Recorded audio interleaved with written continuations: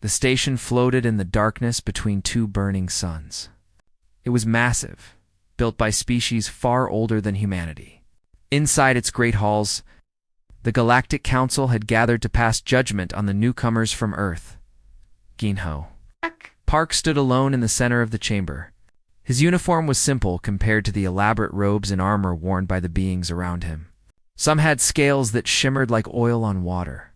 Others were made of living crystal that hummed with their own light. A few looked almost like humans. But their eyes held the weight of centuries that humanity could not yet claim. The chamber itself was circular, with 17 seats arranged in a rising arc. Each seat belonged to a different species. One a member of the council that had ruled this part of the galaxy for thousands of years. Above them all, holographic displays showed maps of star systems and trade routes. Many of those systems now had human colonies marked in red. Ginho kept his face calm, but his heart was beating hard. He had known this day would come. Humanity had expanded too fast, claimed too many worlds, built too many ships. The council had watched with growing irritation as this young species spread across space like wildfire. Now they had decided to act. The High Arbiter rose from the center seat. It was a Valdrum, a being that looked like a walking tree made of silver bark and glowing veins. When it spoke, its voice echoed through the chamber like wind through a canyon. "Captain Park of Earth," the High Arbiter said, "you stand before the council as representative of your species. We have observed humanity's actions with patience. That patience has ended." Ginho said nothing. He had been instructed to listen first, speak only when necessary. Back on Earth, billions of people watched this moment through live feeds. On Mars, on Titan, in the outer colonies, humans held their breath. "Your species has violated the expansion accords," continued the High Arbiter. "You have settled systems without proper authorization. You have built military vessels beyond your permitted allocation. You have refused to submit your technology for council inspection. These actions cannot be tolerated." Thorian delegate stood up. The Thorians were warriors by nature, covered in thick armor-like skin, with forearms built for combat. This one's voice was like grinding stone. "Humanity has shown disrespect to the established order," the Thorian said. "They arrive in our galaxy and act as if they own it. They need to be reminded of their place." Murmurs of agreement rippled through the chamber. Ginho noticed that not all the delegates seemed pleased by this. A few sat in silence, watching with what might have been sympathy or concern. But they were the minority. The High Arbiter raised a hand and silence fell immediately. "The Council has reached a decision. Humanity will cease all colonial expansion immediately. You will dismantle your military fleet down to a security force of no more than 50 vessels. You will accept Council oversight of all your worlds and submit to Protectorate status under our governance. You have 30 standard cycles to begin compliance." Ginho felt the words like physical blows, but his expression didn't change. Around the chamber, several delegates were smirking. The Thorian delegate looked particularly satisfied, his forearms crossed in a gesture of finality. "These terms are not negotiable," the High Arbiter said. "Refusal will be met with enforcement action. Do you understand?" This was the moment. Ginho took a breath and stepped forward. "I understand the Council's position. However, I need time to consult with my government before I can respond to these demands." The Thorian delegate laughed, a harsh sound like rocks tumbling down a cliff. "Consult. There's nothing to consult about. You will obey, or you will be made to obey." "The boy needs to run home to his elders," another delegate said, earning chuckles from several others. The High Arbiter studied Ginho for a long moment. Those ancient eyes seemed to see through him, measuring his worth and finding it lacking. "You may consult with your leaders. You have 72 hours. Return here with your acceptance, or face the consequences." Ginho bowed slightly, a gesture of respect that cost him nothing. "Thank you, High Arbiter. I will return with humanity's answer." He turned and walked toward the exit. Behind him, he could hear the delegates already talking among themselves, their voices confident and dismissive. They thought this was over. They thought humanity would fold like every other young species had before them. The doors sealed behind Ginho, and he allowed himself a moment to breathe. His hands were shaking slightly. He clenched them into fists until they steadied.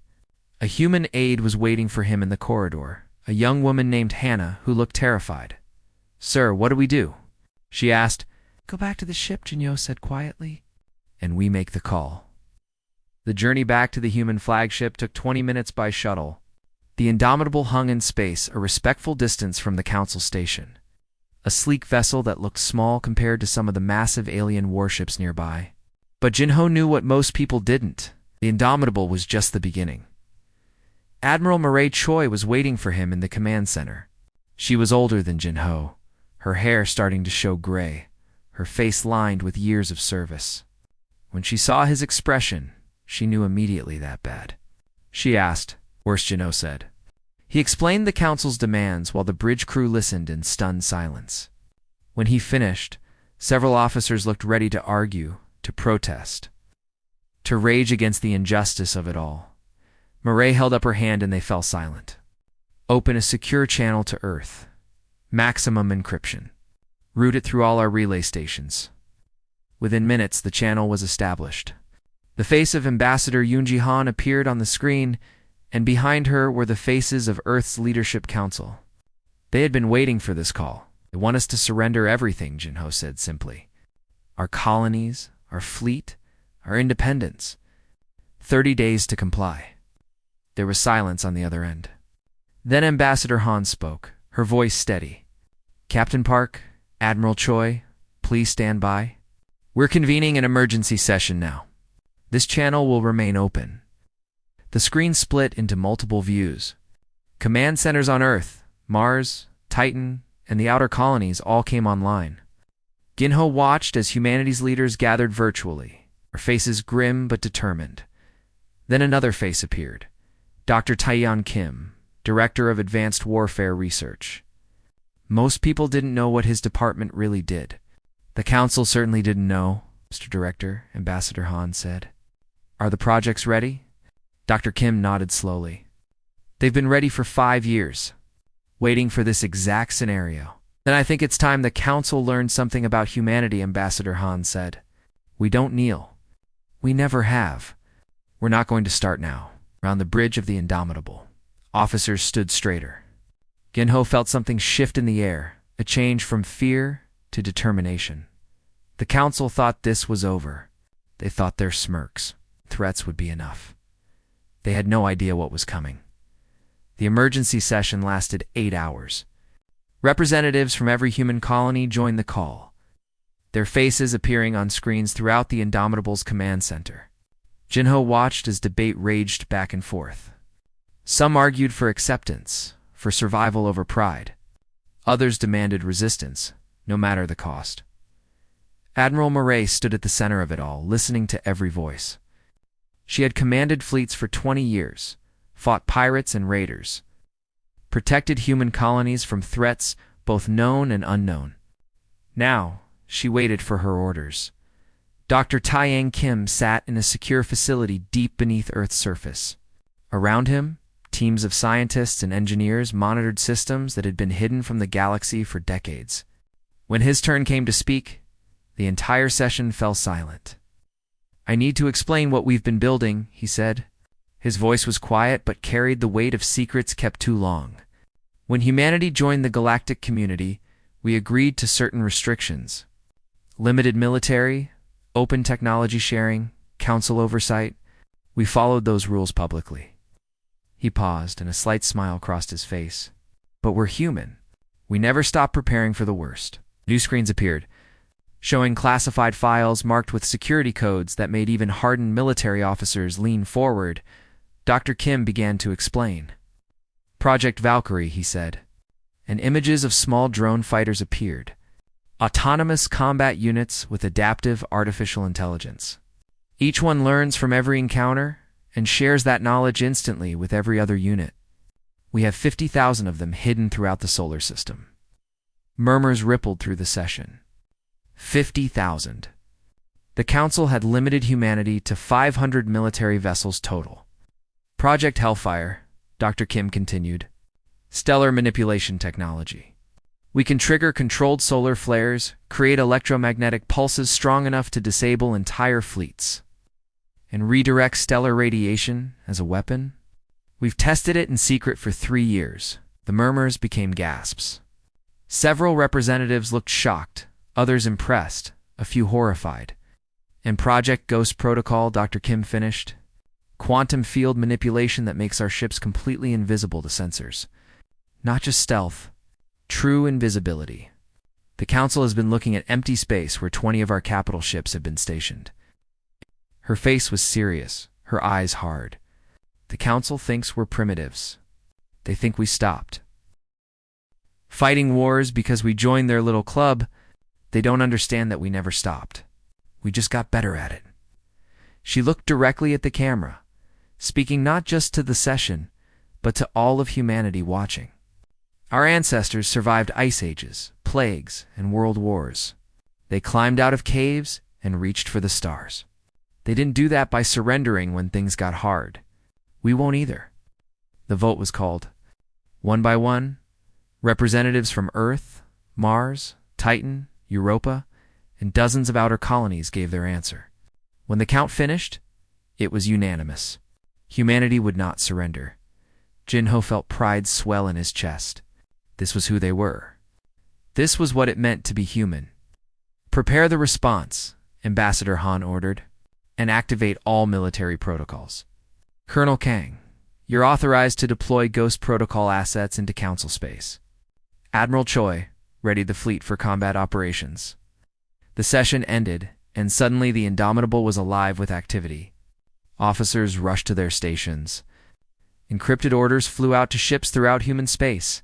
On Earth, massive underground facilities hummed to life. On Mars, weapons platforms that had pretended to be mining equipment began their true purpose.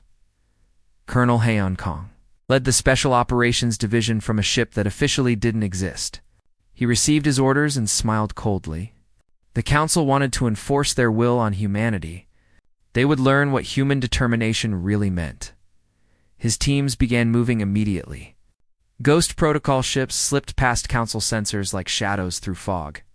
Carrying equipment and specialists deep into enemy territory, they planted listening devices, mapped defense networks, identified weaknesses in systems the Council thought were impregnable. Back on the Indomitable, Ginho helped draft humanity's formal response. They kept it simple and polite. Humanity thanked the Council for their consideration, but respectfully declined the terms. Instead, they proposed negotiations for equal status within the galactic community. They'll never accept this, Myre said, reading the message.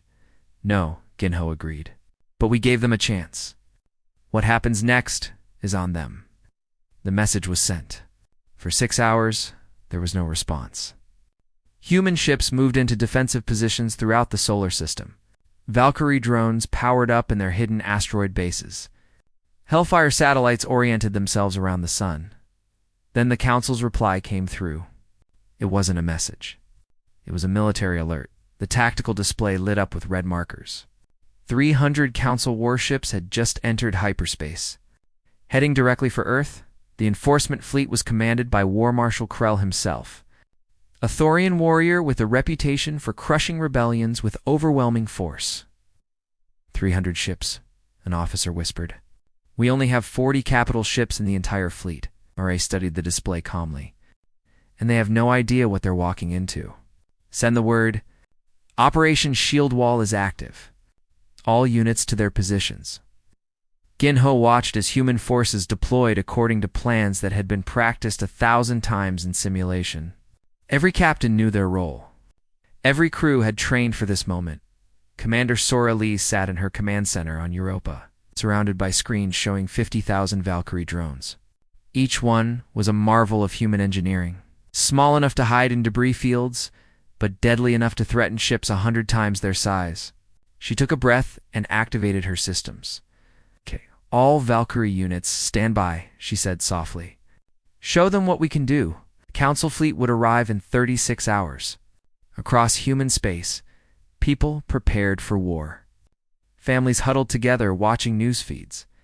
Soldiers checked their equipment one last time. Scientists made final adjustments to weapons that shouldn't exist. Dr. Tyan Kim walked through his facility. Looking at the technology his teams had built in secret, so much effort, so many resources, all for a day they hoped would never come. But they had prepared anyway, because that was what humans did. Ambassador Yan Jihan recorded a message to be broadcast throughout human territory. Her words were simple, but powerful. Council gave us an ultimatum. They expected us to bow. They forgot that humans don't break easily. Our ancestors survived when everything said they should die. We carry that strength in our blood. Today, we show the galaxy who we really are. On the council station, the delegates celebrated their coming victory. The Thorian delegate boasted about how quickly the human rebellion would be crushed. The High Arbiter spoke of making an example that would keep other young species in line for generations. They didn't know about the invisible ships watching their station. They didn't know about the drones hidden in the asteroid belt. They didn't know about the weapons pointed at their fleet from the heart of humanity's own sun. Jinho stood on the bridge of the Indomitable, looking out at Earth hanging in space like a blue jewel. Somewhere down there, his family was watching and waiting. His mother, his sister, millions of others who trusted him and people like him to keep them safe. "We're ready," my Ray said beside him. "Whatever comes next, we're ready." The countdown began. 36 hours until the council fleet arrived. 36 hours until the galaxy learned that humanity had teeth. The council fleet emerged from hyperspace at the edge of the solar system exactly on schedule. 300 warships, each one carrying enough firepower to level a city. They came in formation, precise and overwhelming. A display of power meant to terrify any who saw it. War Marshal Krell stood on the bridge of his flagship, a massive dreadnought called the Iron Throne. He was Thurian, built for war from birth. With 4 arms that could each wield a weapon and armor skin that could stop most small arms' fire. He had crushed 12 rebellions in his career. This would be the 13th. "Scan the system," he ordered. "Locate all human military assets." His officers worked quickly, their sensors reaching out across millions of kilometers. The results made them pause, Marshal one officer said uncertainly. "We're detecting minimal defensive presence. A few stations around Earth and Mars, some civilian traffic. No fleet," Krell frowned. "Where are their warships?" "Unknown, sir. Sensors show nothing." This didn't make sense. Intelligence reports had confirmed humanity possessed at least 40 capital ships. They couldn't have hidden an entire fleet. Could they have run? Abandoned their homeworld? They're cowards, Krell decided. Probably fled to their outer colonies. No matter. We'll deal with Earth first, then hunt them down. All ships advance. Standard battle formation. The fleet moved forward, engines burning bright against the darkness. They passed the orbit of Neptune without incident. Then Uranus. Saturn's rings glittered in the distance, in her command center on Europa. Commander Sora Lee watched the Council fleet on her displays. Every ship was tracked, every weapon system analyzed. Around her, 50,000 Valkyrie drones waited in the shadows of asteroids and ice fragments. Invisible to sensors, patient as death. "Range in 5 minutes," one of her officers reported. Sora nodded slowly. She was young for this responsibility, barely 30, but she had trained her entire adult life for this moment. The Valkyrie system was her creation, her obsession. Now she would see if it worked. "All units," she said quietly. "Activate on my mark." The Council fleet entered the asteroid belt. Krell watched the rocks and debris with mild concern. Asteroid belts could hide ambushes, but his sensors showed nothing. Just ice and stone floating in the void? "Marshal, we're detecting some unusual readings in the asteroid belt exploded with light and movement. Thousands of Valkyrie drones decloaked simultaneously, their ghost protocol systems shutting off to reveal sleek fighters that seemed to materialize from nowhere. They swarmed toward the Council fleet like angry hornets, weapons already firing. "Contact!" Someone screamed. Multiple contacts? Thousands of them. The Council fleet tried to respond, but the drones were already among them, too close for capital weapons to track.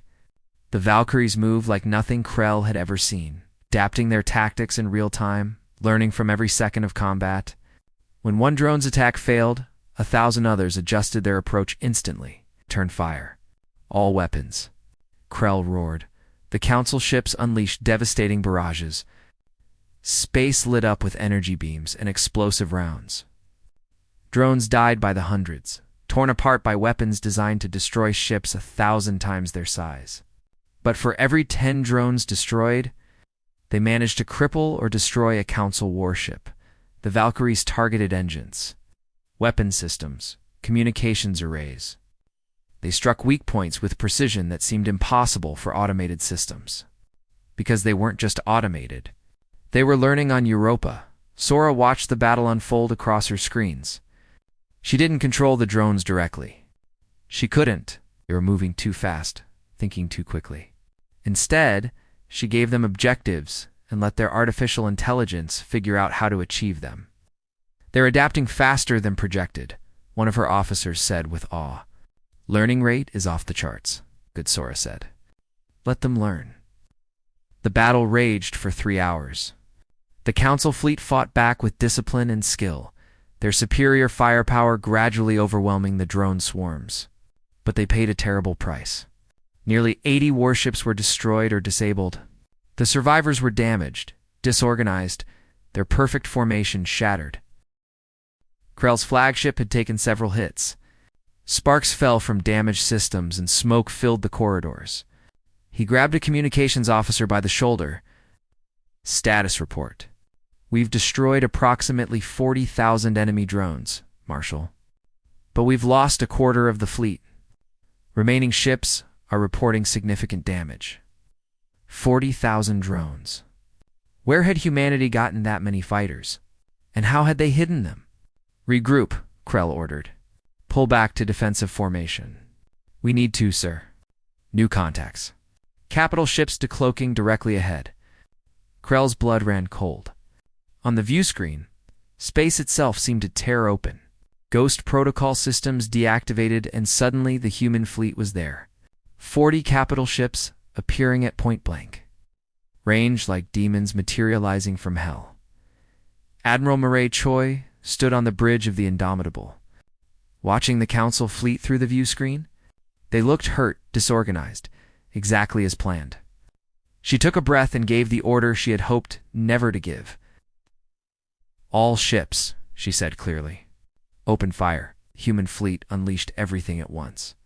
40 ships firing in perfect coordination against an enemy that was too close to dodge and too damaged to properly respond. Plasma cannons, rail guns, missile swarms. Weapons that humanity had developed in secret, all roared to life. The Council fleet tried to return fire, but they were caught completely off guard.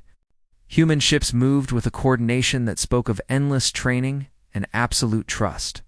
They focused fire on specific targets. Overwhelming shields and tearing through armor, Jinho stood at the tactical station, calling out targets and tracking damage. He felt no joy in this, only grim necessity. These were living beings, dying in the void, but they had come to enslave his people. He pushed the sympathy aside and focused on his duty. Target the flagship, Murray ordered. Disable, don't destroy. I want the War Marshal alive. The Indomitable led a coordinated strike on the Iron Throne. Precise shots targeted its engines and weapons systems, leaving the bridge intact. Within minutes, Krell's flagship was drifting helplessly, its power systems failing. The battle became a slaughter. Council ships tried to flee, but human vessels pursued them ruthlessly. Some managed to activate their hyperspace drives and escape. Most didn't. The space around Earth became a graveyard of burning ships and floating debris. 6 hours after it began, the battle ended. Of 300 Council warships, only 37 had escaped. The rest were destroyed, disabled, or had surrendered. Human casualties were minimal. A few hundred Valkyrie drones lost. Some damage to capital ships. 0 ships destroyed. Murray stood on the bridge, looking at the carnage through the view screen. She felt sick. This was victory, but it was also horror. So much death, so much destruction. Dispatch rescue teams, she ordered quietly. Save who we can. Treat the survivors well. Jinho began coordinating the rescue effort. Human ships moved through the debris, pulling survivors from damaged vessels, offering medical aid to the wounded. It was the right thing to do, the human thing to do, on the Iron Throne. War Marshal Krell sat in his damaged command chair, staring at the view screen in disbelief. His undefeated fleet had been crushed in 6 hours by a species he had dismissed as primitives. How had they done this? A human boarding party arrived. They were professional, efficient, respectful. They placed Krell under arrest and assured him he would be treated according to the rules of war. Krell asked the human, captain leading the boarding party. The captain looked at him with eyes that had seen too much death today. "We're human," he said simply. "You should have left us alone." Across the galaxy, news of the battle spread like wildfire. The Council's enforcement fleet destroyed by humanity. The impossible made real. Species that had feared the Council for centuries suddenly whispered new questions. If humanity could resist, what did that mean for the rest of them? On Earth, celebrations erupted in the streets. People cried with relief, cheered with pride, held each other, and thanked whatever gods they believed in. They had survived. They had won. But in the halls of the Council station, there was only shocked silence. The smirks were gone. The confidence had evaporated. Now there was only fear and growing anger, and the terrible realization that they had awakened something they didn't understand, the Valdrum. High Arbiters sat alone in their chamber, processing what had happened. Humanity had been dismissed as children playing with toys. Now those children had shown they had claws and teeth. "Prepare the full fleet," the High Arbiter said quietly. "All of it. We end this before it spreads." The council chamber had never been so loud. Delegates shouted at each other across the hall, their voices echoing off the ancient walls. Some demanded immediate retaliation with overwhelming force. Others urged caution, investigation, understanding how they had been so completely deceived. The Thorian delegate was screaming for blood. "They destroyed our enforcement fleet. 300 ships. We must strike back with everything we have. Show them what happens when insects bite the boot that steps on them." A crystalline delegate chimed in, their voice like breaking glass. "But how did they do it? Our intelligence showed limited military capability. Where did those drones come from? How did they hide an entire fleet?" The High Arbiter raised their hand, and silence gradually fell. Their silver bark seemed dimmer than usual, as if the defeat had drained some of their light. "These are the questions that matter. We were not simply defeated. We were deceived. Humanity has been hiding their true strength from the moment they joined the galactic community." Intelligence reports flooded in, each one more disturbing than the last. Analysts presented their findings to the council, and the picture that emerged was terrifying in its implications. "Humanity never stopped fighting wars," one analyst explained, projecting data across the chamber. "While we believed they had evolved past their violent nature, they were actually studying it. Thousands of years of combat history, millions of simulations. Every battle they ever fought, analyzed and refined." Another analyst continued. "They developed technologies specifically designed to counter our capabilities. The drones were built to exploit weaknesses in our point defense systems. The cloaking technology was designed to bypass our sensors. They studied us while pretending to learn from us." The Valdrum High Arbiter processed this information slowly. "They played us for fools, made us believe they were grateful students when they were actually preparing for this exact moment. We gave them access to our technology," a delegate whispered in horror. "They used it to build weapons against us." "No," the analyst corrected. "They used it to understand our weaknesses. Their weapons are entirely their own design. That's what makes this so dangerous. We don't know what else they've created." The debate raged for hours. Finally, a vote was called. The result was nearly unanimous. The council would mobilize its combined armada. Over 2,000 warships representing the full military might of 17 species. They would crush humanity once and for all. But first, they would try diplomacy one more time. If only to buy time to prepare the fleet, Dr. Yuna Bay stood in the communications center on Earth. preparing to address the council. She was a diplomatic strategist, one of the minds behind humanity's long-term planning. She knew this message would change everything. One way or another, her face appeared on screens throughout the council chamber. She looked calm, professional, but there was steel in her eyes that made several delegates uncomfortable. "Honored members of the council," she began, "you seem surprised that we defended ourselves. Let me explain why you shouldn't be." She paused, letting that sink in. Humanity's history is written in blood and survival. We nearly destroyed ourselves dozens of times.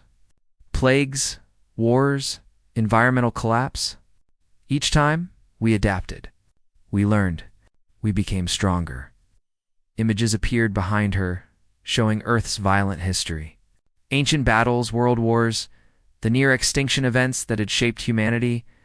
You thought we were peaceful because we stopped fighting each other openly. But we didn't stop fighting. We redirected that energy. Every strategy, every tactic, every weapon we ever conceived, we kept studying. We ran simulations. We planned for every possibility. This is a threat. The Thorian delegate snarled. "No," Una said calmly. "This is an explanation. You came to our home with weapons drawn and demands for surrender. You expected us to roll over because we're young. But being young doesn't mean being weak. It means being hungry, determined, willing to do whatever it takes to survive." She leaned forward slightly. "I'm authorized to offer one final chance for peace. Negotiate with us as equals. Recognize our sovereignty. Let us prove we can be partners rather than subjects. Or reject this offer and learn what humanity is really capable of when cornered." The council chamber erupted again. The High Arbiter called for order, but it took several minutes to restore calm. When they could finally speak, their voice was cold. "Your offer is rejected. The council does not negotiate with species who defy its authority. You will face the full force of the combined fleet. There will be no mercy." Una had expected this. "Then may your gods have mercy on you, because we won't." The transmission ended. Across human space, military commanders received new orders. This was no longer about defense. This was about survival. Captain Jihonam led a team of Special Operations soldiers in a mission that would determine the outcome of the war. They traveled in Ghost Protocol ships that slipped past Council sensor nets like shadows. Their target was deep in Council space, a system called Crimson Star. "Target in sight," Jiho reported, looking at the red giant that dominated the view screen.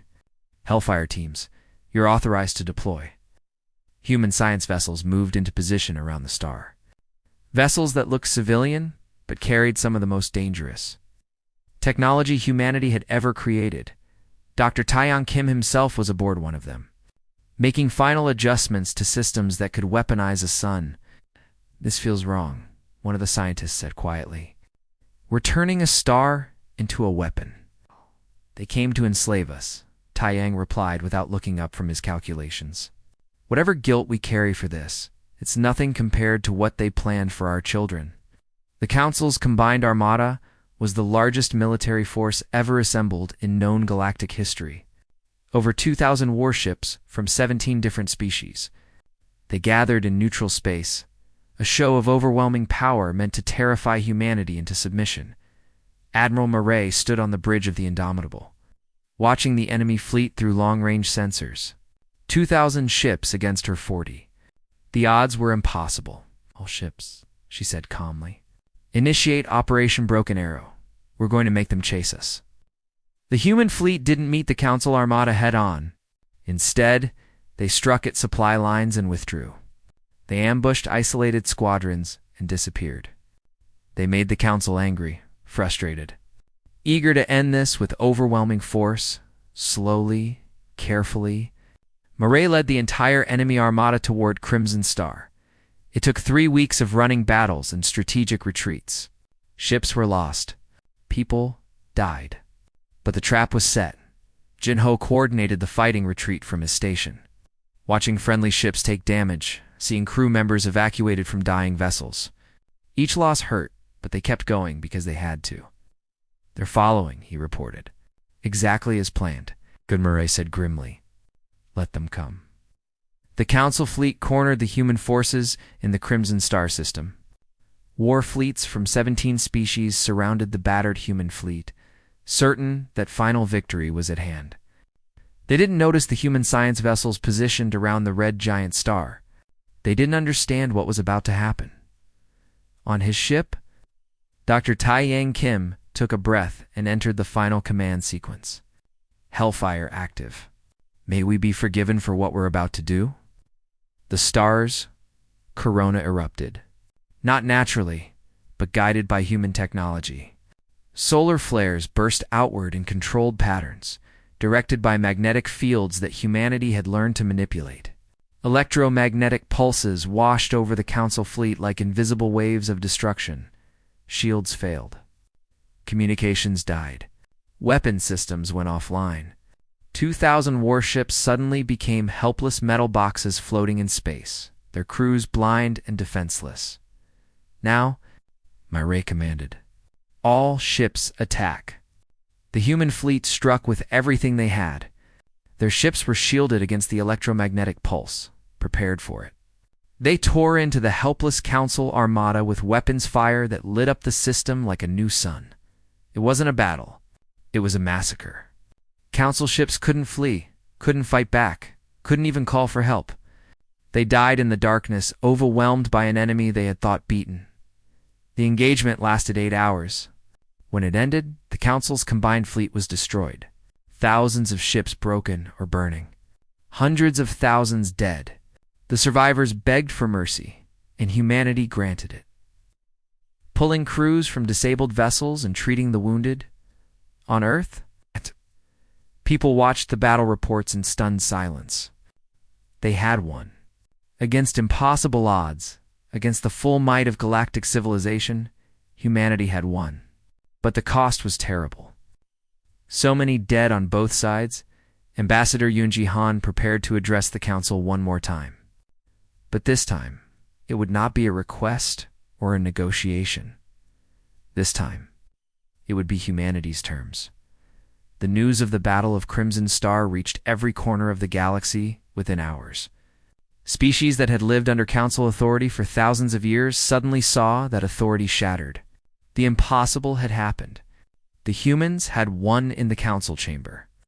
3 delegates stood up and announced they were withdrawing from the Council immediately. They had watched their fleets destroyed by a species that had been dismissed as primitives. If humanity could resist, then perhaps freedom was possible for others as well. The Valdrum High Arbiter sat alone in their private chamber, processing the magnitude of the defeat. 17 species had united their military might and been crushed by one young race that had barely reached the stars. How had this happened? Where had the Council gone wrong? The answer was simple and painful. They had underestimated humanity. They had seen what they wanted to see, believed what they wanted to believe. They had thought the humans were grateful and humble when they were actually studying and preparing. Every technology shared, every weakness revealed, every casual conversation had been intelligence gathered for this moment. Outside, the Thorian Empire issued a defiant statement, refusing to recognize defeat. But without their fleet, without their allies, their defiance was hollow. They had the will to fight, but no longer the means. The High Arbiter made the call that centuries of pride had taught them would never be necessary. They contacted Earth and requested a ceasefire. Ambassador Yunji. Han received the request while sitting in her office overlooking Geneva. Through the window, she could see crowds celebrating in the streets below. Humanity had survived its trial by fire. But she knew the real work was just beginning. "Tell them I'll come to the Council station," she said to her aide. "Schedule it for 3 days from now. I want to make them wait." When she arrived at the Council station, everything had changed. The guards that once watched her with contempt now looked at her with something like fear. The delegates that had smirked at Jinho's presentation now sat in their seats with faces that showed shock and uncertainty. Yunji walked to the center of the chamber, the same spot where Ginho had stood and listened to demands for surrender. But this time, she was not here to listen. "The Council gave humanity an ultimatum," she began, her voice echoing through the hall. "You told us to dismantle our fleets, abandon our colonies, and accept your rule. You thought we would have no choice but to obey. She paused, looking at each delegate in turn. You were wrong. We did have a choice. We chose to defend ourselves. We chose freedom over submission. And now you sit here, your fleets destroyed, your authority shattered, wondering what comes next? The Thorian delegate tried to stand, to protest, but the High Arbiter gestured for silence. They wanted to hear what humanity demanded. We don't want to rule the galaxy, Yunji said clearly. We don't want to replace the Council with a human empire. But we will never again accept being treated as lesser. We will not kneel. We will not surrender our freedom, and any species that tries to take it from us will learn the same lesson you did. She activated a holographic display showing a detailed proposal. This is what humanity proposes: a new council, restructured with equal representation for all species, regardless of age or size. Transparent military limitations that apply to everyone, including us. Mutual defense pacts, instead of enforced protection. Species working together by choice, not by threat. The chamber was silent as delegates reviewed the proposal. It was fair, reasonable, and completely different from how the galaxy had been run for millennia. Some species would lose their privileged positions. Power would be redistributed. The old order would die. And if we refuse? A delegate asked quietly. Yanji's expression hardened. Then you can try to rebuild your fleets and come at us again. We'll be ready. We'll always be ready. But I hope you're smarter than that. I hope you understand that this galaxy has room for cooperation instead of domination. Oh. The voting took 2 days. Not all species agreed immediately. Some argued for rejecting humanity's terms, for finding another way to maintain the old power structure.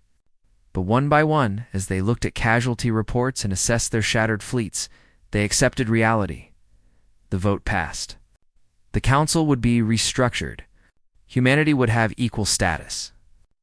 The galaxy would change. Jinho stood at the observation window of the Indomitable, watching as former council warships limped away under human escort. Many were barely functional, held together by emergency repairs. They had come to conquer and instead were being helped home by the enemy they had tried to destroy. Admiral Murray joined him at the window. A strange feeling, isn't it? We won, but it doesn't feel like victory. Too many people died, Jinho said quietly. On both sides? Did it have to be this way? Murray was quiet for a moment. They came to our home with weapons and demands. We tried to negotiate. They chose war. Sometimes there are no good choices, only necessary ones. I know, Jinho said. I just wish... ... I know, Murray finished for him. Me too. Construction began on a new neutral station within months. This one would be different, designed with input from all species, including humanity. Young Lieutenant Hannah Song, who had been just an aide during those first dark days, now worked on the construction project, coordinating between human engineers and alien architects. She watched species that had been enemies learning to work together, slowly building trust through shared projects. It was slow, difficult work. Old prejudices didn't die easily, but it was happening. Dr. Tyan Kim supervised the decommissioning of Project Hellfire. The weapons that had turned the tide of war were now being dismantled. Some of his team protested, arguing they should keep the weapons just in case, but he refused. We built these because we needed them, he explained to his scientists. We used them because we had no choice. But now we have a choice. We can be the species that keeps weapons of mass destruction hidden, ready to use. Or we can be the species that builds a galaxy where such weapons aren't necessary. I choose the second option. Not everyone agreed. Some human colonies wanted to keep building warships, keep preparing for the next threat. Ambassador Yunji addressed these concerns honestly. We won't disarm completely, she said during a public address. We'd be fools to do that. But we also won't become what we fought against. We'll maintain a strong defense. We'll keep our technology and our capabilities. But we'll also work toward a future where strength is used to protect, not to conquer. The Thorian Empire remained defiant for a year before reality forced them to accept the new order. Without allies, without fleet superiority, their threats were empty. Eventually, they sent representatives to the new council. Though they sat in their seats with barely concealed resentment, the Valdrum High Arbiter, who had led the old council, stepped down from their position. Before they left, they requested a private meeting with Yunji. "I underestimated your species," they said simply. "I saw young, aggressive, primitive beings who needed guidance. I didn't see survivors who had clawed their way up from a dangerous world and learned to thrive despite every setback." Yunji nodded. "We're all prisoners of our experiences. You had ruled for so long that you forgot what it was like to fight for survival. We've never forgotten. What will you do with your victory?" the High Arbiter asked. "Will you become what we were?" "I hope not," Yunji said honestly. "But I can't promise that. Power changes people. We'll have to work every day to remember why we fought, what we fought for. Maybe that's the real challenge. Not winning the war, but building a peace worth the cost." The High Arbiter departed, and a new Valdrum representative took their place in the restructured council. The old guard was passing. A new era was beginning. Jinho eventually returned to Earth on leave. He walked through the streets of Seoul where he'd grown up, seeing memorials to the fallen, seeing children playing in parks without fear. His mother hugged him and cried, grateful he had survived. "Was it worth it?" she asked him quietly. He thought about the battles, the death, the terrible cost of their victory. He thought about the new council, the species learning to cooperate. The future that was now possible instead of the slavery that had been planned for humanity. "Yes," he said finally, "it was worth it." Across the galaxy, humanity's reputation spread. They were known now not as newcomers or primitives, but as equals. Some species respected them. Some feared them. Some resented them. But none dismissed them. Commander Sora Lee stood in a new research facility, working on civilian applications for the technology that had saved humanity. The Valkyrie drones that had fought in the war were being repurposed for construction and exploration, weapons becoming tools, destruction becoming creation. "This is what we fought for," she told her team. "The chance to build instead of having our future decided by others." On the new council station, delegates from dozens of species gathered for the first session under the new rules. There was tension, uncertainty, old grudges that wouldn't fade quickly, but there was also possibility. Ambassador Yoonji Han represented humanity at this first session. She looked around the chamber at species both familiar and strange. All equal under the new order that had been bought with so much blood. "We have a chance to build something better," she said to open the session. "Not perfect, but better. Let's not waste it. The galaxy would never be the same." The council that had ruled through superiority and threats was gone. In its place was something fragile and new, built on the hard lesson that strength without wisdom leads to destruction, and that even the youngest species can have teeth. Humanity had shown the galaxy what they were capable of when pushed to the edge. Now they would show what they could build in peace.